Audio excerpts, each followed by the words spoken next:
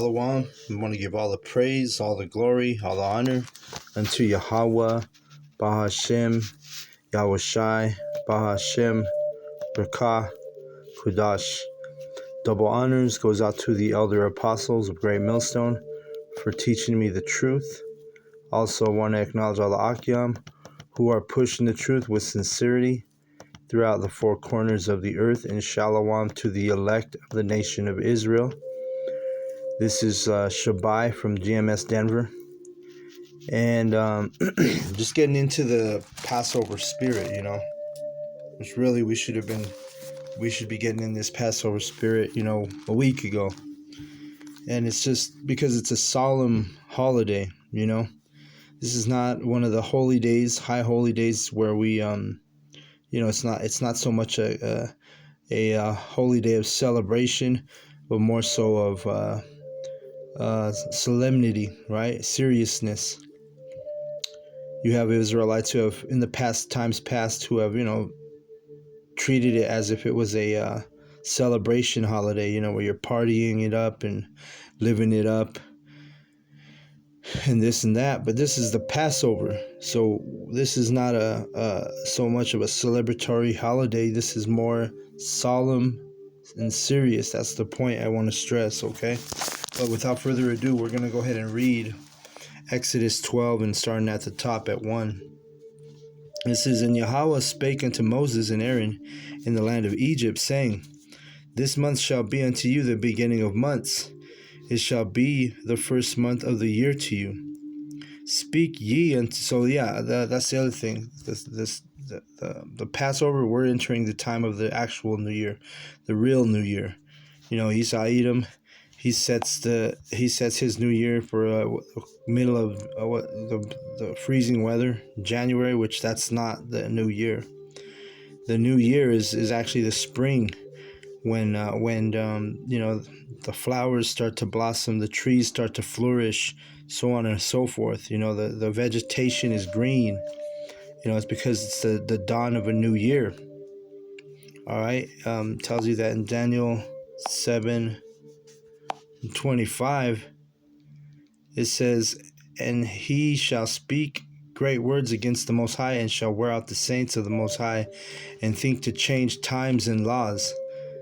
And they shall be given into his hand until a time and times and the dividing of time. So the point being is he changes the times, including the beginning of the year. This is the true New Year, okay? Let's go back to Exodus 12, because this is, we're not going to get through the whole chapter, but we're going to get through as much as we can here. Always on the run, man, in Babylon. It's a rat race, hamster wheel. You're always moving. Gotta take my seed to school here shortly, but let's keep reading. This month shall unto you be the beginning of months. It shall be the first month of the year to you. So that's the time we're in right now. The new year, the real new year. Speak ye unto all the congregation of Israel, saying, The 10th day of this month they shall take to them every man a lamb, according to the house of their fathers, a lamb for an house. All right. There you go. You're going to get a lamb on the Passover. And if the household be too little for the lamb, let him and his neighbor next unto his house take it according to the number of souls. Every man according to his eating shall make your count for the lamb. Right. So if you have a small family back in those times, you would link up with the neighbor, and because you have to finish the whole lamb. There's no leftovers allowed on the Passover. Your lamb shall be without blemish, a male of the first year. Ye shall take it out from the sheep or from the goats, and ye shall keep it up until the 14th day of the same month. And the whole assembly of... So you're supposed to... This is how one example of a law that we can't keep to perfection. Verse 5, Your lamb shall be without blemish, a male of the first year. Ye shall take it out from the sheep or from the goats, and ye shall keep it until the 14th day of the same month, and the whole assembly of the congregation of Israel shall kill it in the evening. You see? So we don't have lambs or goats. We don't have farms, right? So, we keep it to the best of our ability. Excuse me. Salakia. So we're, we're basically keeping it to the best of our ability, rehearsing the righteous acts in here in Babylon. Okay. Verse 7. And they shall take of the blood and strike it on the two sides posts and on the upper door posts of the houses wherein they shall eat it. All right. So the blood, we're not, we would get arrested. We would get, the cops called on us if we rubbed lamb blood on our doorposts here in Babylon. See? So again, we're keeping this holiday, holy day, high holy day, which is the Passover. We're keeping it to the best of our ability. Okay? We're holding the Passover to the best of our ability here in Babylon. Verse 8, and they shall eat the flesh in that night, roast with fire and unleavened bread, and with bitter herbs they shall eat it. All right? And the unleavened bread, meaning you can't have no yeast, Take all the yeast out of your house starting now. When you listen, if you're listening to this video on, what is today, March 11th, start taking that bread out your house, Start taking that yeast out of your house. And with bitter herbs they shall eat it, all right? And the bitter herbs is because it's a remembrance of, to remind us the bitterness of Egypt, which it's not coincidence, but America is actually called bitter in Spanish because it's named after Amerigo Vespucci, right? And in Spanish, the way you say bitter is amargo. So amargo, Amerigo, it's all bitter. It means bitter. So, but you get them bitter herbs and you eat those with the lamb. Verse 10, and ye shall let nothing of it remain until the morning, and that which remaineth of it until the morning you shall burn with fire. So in other words, you got to finish the whole lamb off, if you can. That's why they would share with the neighbor if they had a small family, because of this. This is one of the requirements. You're not to have leftovers. Okay. Verse 11, and thus shall ye eat it with your loins girded, your shoes on your feet, and your staff in your hand, and ye shall eat it in haste. It is the Lord's Passover. It's Yahweh's Passover. Lord Yahweh Shai, Yahweh Bashem Yahweh Shai's Passover. All right? So, because you got to remember, we were getting ready to flee Egypt. We were getting ready to exit Egypt. That's why it's an Exodus, right? The book of Exodus. So you had to be ready to go. After you ate your food, you were ready to dip out. You see? Belt on, shoes on, standing up, eat, standing up, Haste. It means, it says eat it. Where do we read? Let's see. Eat it in haste. That means eat it fast. Verse 12, for I will pass through the land of Egypt this night, and will smite all the firstborn in the land of Egypt, both man and beast, and against all the gods of Egypt. I will execute judgment. I am Yahweh. Remember, the ones who were not partaking in this, they were subject to their firstborn dying, whether it was their firstborn child or the firstborn of their cattle. All was subject to the death of their firstborns. And Yahweh smote Egypt with that death angel on the night of the Passover. And fast forward to the times of the Romans when Yahweh Shai was walking the earth. The Passover was when Yahweh Shai, was soon to be put on the cross and put to death. So this is again why it's a serious solemn holiday. And holy day, I should say.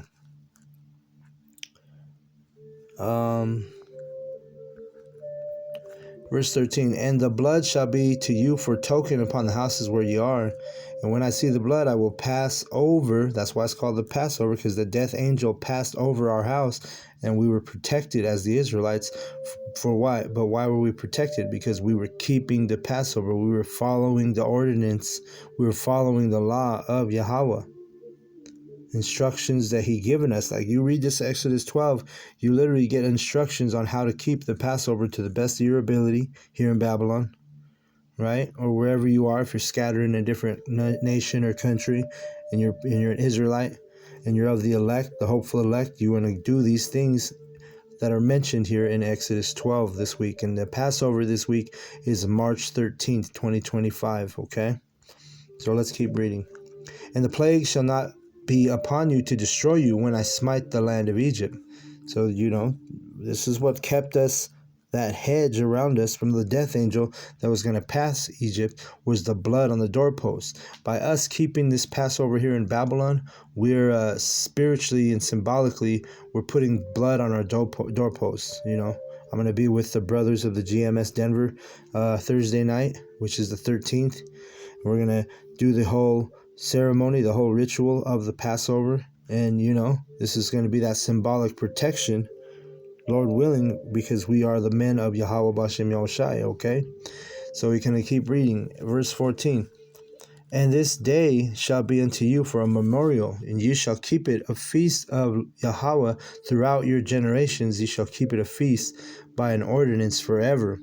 All right, so we're to keep this custom for all of our ages. And this is, we're reading about the Exodus Passover when Moses kept it. And now we're in 2025, thousands of years later, and here we are holding the Passover because we came back into remembrance as Israelites. We're remembering who we are. We're remembering our high holy days. We're remembering, most importantly, on this week, the Passover. Okay, verse 7. 7 days shall ye eat unleavened bread. Even the first day ye shall put away leaven out of your houses. For whosoever eateth leavened bread from the first day until the 7th day, that soul shall be cut off from Israel. So if you broke the Passover, and you sat there and ate bread, that had leaven in it, like examples of that are, like regular bread, white bread, tortillas, flour tortillas, stuff like that. You eat anything with yeast in it would be a warrant for death for you. Okay, so this is why we keep the Passover. We keep it as a solemn, serious holiday, and you don't even want to eat bread because people will say, "Oh, well, that's just the Most High is not going to kill me just because I eat bread." That's their thought. Well, in the scriptures, this is a very serious and a very there's no gray area. He tells you not to eat no leavened bread out of your house. Get that stuff out of your house. Okay. Verse 16. And in the first day there shall be an holy convocation, and the 7th day there shall be an holy convocation to you. Though no manner of work shall be done in them, save that which every man must eat, that only may be done of you. And ye shall observe the feast of unleavened bread, for in this selfsame day have I brought your armies out of the land of Egypt. Therefore shall ye observe this day in our generations by an ordinance forever. Again, we keep this Passover perpetually, over and over, okay? Verse 18, in the first month, on the 14th day of the month at even, ye shall eat unleavened bread until 21st day of the month at even. 7 days shall there be no leaven found in your houses, for whosoever eateth that which is leavened, even that soul shall be cut off from the congregation of Israel, whether he be a stranger or born in the land. And again, our people are stubborn, so you can see this is very repetitive. So Yahweh is telling you again in the 19th verse, don't eat the leavened bread from that week. Your soul's going to be cut off from the congregation of Israel, meaning, you're not worthy to be with the Israelites if you're over here acting like a heathen. You don't follow the laws. 20. Ye shall eat nothing leavened, in all your habitations shall ye eat unleavened bread. Then Moses called for all the elders of Israel and said unto them, draw out and take you a lamb according to your families, and kill the Passover. All right. And the Passover is that lamb is that's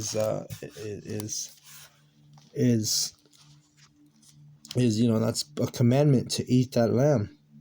And you see these symbolism, because you were commanded to kill a lamb on the Passover, and when that's the same thing that they did to Yahweh Shai when they put him on the cross, right? They call him the Lamb of God, right? The Lamb of Yahweh. So guess what? They killed the lamb on the time of the Passover, during the week of the Passover, when they put him on the cross. All right. That was later on, but that was through wickedness, but it was also through prophecy, and it had to be done, right? The prophecy had to be fulfilled. All right. And let's see. That's I'm gonna go ahead and stop there, because we could keep reading, but I'm gonna just kind of stop there, because like I say, I got to take my seed to school. But just kind of summarize it. You want to get you a lamb. You might get you some bitter herbs like some horseradish or some wasabi. You get yourself and again, you're gonna have to finish the whole lamb. There's not to be no leftovers. With the brothers, with the way we do it, we get some lamb that represents Yahweh Shai. You get you can get some red wine that represents the blood, right? The bitter herbs represents the bitterness of being slaves in Egypt, which we're still slaves here in captivity in America, which America literally means bitter. So we're reminded of the bitterness of being under the oppressors, of being under the heathen, right? So you're going to do all those things, the lamb, the wine, the unleavened bread. We use corn tortillas. You can use corn tortillas, and some wasabi. That's pretty simple. We keep the Passover like that. We do the wasabi, the unleavened bread, the lamb,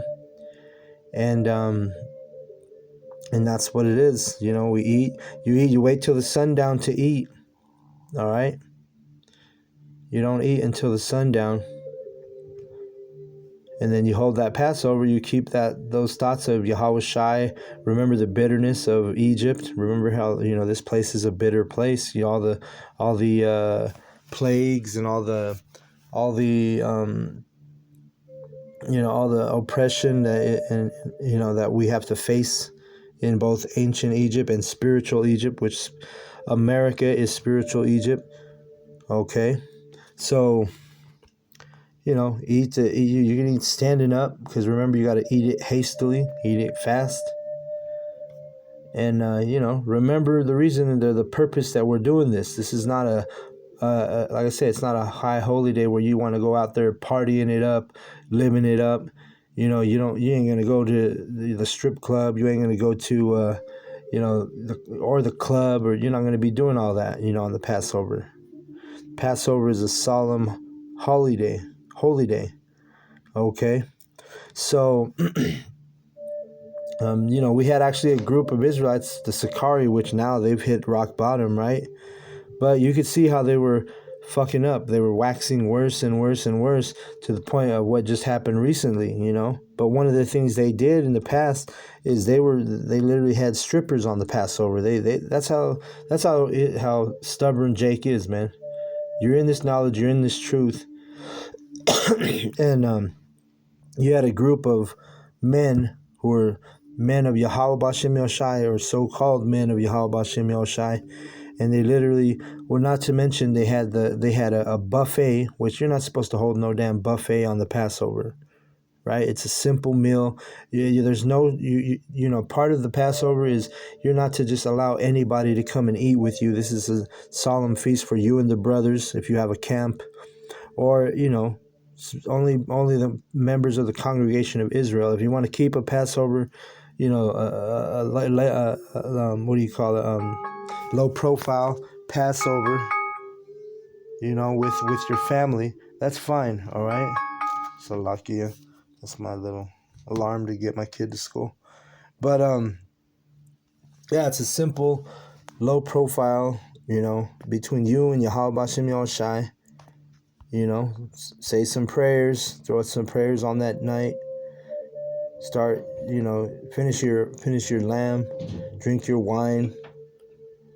And just keep the Passover. It's a commandment from our ancient customs, ancient tradition. So, you want to eat it fast. Wait till the sun goes down. And it's symbolically, you're not going to go out there and put blood on your doorpost, all right? The cops will be called. You do that, all right? So you just, we keep this simple as possible. We keep it, like it says in, let's grab this real quick, Judges 5:11. It says, "They that are delivered from the noise of archers in the places of drawing water, there shall they rehearse the righteous acts of Yahweh." All right, and I'm going to stop there because that's the point. We're rehearsing the righteous acts of Yahweh. We're not going to keep the Passover to perfection, all right? Not while we're in Babylon, America, not while we're in captivity. But nonetheless, we keep it to the best of our ability as commanded by our Lord Yahweh, all right? Yahweh Bashem Yahushai. And, hold the Passover, if you're new doing it, this is you'll feel good that you kept one of the laws of Yahweh Bashem Yahushai in your spirit, and Yahweh is going to acknowledge that. This is a time of awakening, a time of remembrance, a time of pretty soon it's going to be a time of deliverance. So, with that, I want to give all the praise, all the glory, all the honor unto Yahweh, Bahashem, Yahweh Shai, Bahashem, Rakah, Kodash. Double honors goes out to the other apostles of Great Millstone for teaching me the truth. Also, I want to acknowledge all the Akim who are pushing the truth with sincerity throughout the four corners of the earth. Shalom to the elect of the nation of Israel. Shalom.